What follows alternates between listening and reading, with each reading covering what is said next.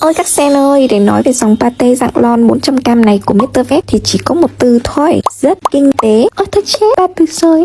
Kết cấu của em nó thì cứ núng na núng nính như vậy này, độ ẩm lên tới 85%. Tuy nhiên chỉ số đạm hơi khiêm tốn một chút, 4,5% thôi. Nên là long pate này rất phù hợp để xen trộn với hạt này, hoặc là đóng vai trò như một cái loại thức ăn để cung cấp nước, cũng có thể làm bữa phụ cho bót nha. Quả không ngoa khi nói em nó là chân ái cho nhà nào mà đông con cháu nha. Sen mua về thỉnh thoảng đổi món cho bót nhé. Có tận 8 vị cơ với những cái nhóm chức năng riêng biệt. Sen tham khảo thêm ở góc trái màn hình nhé.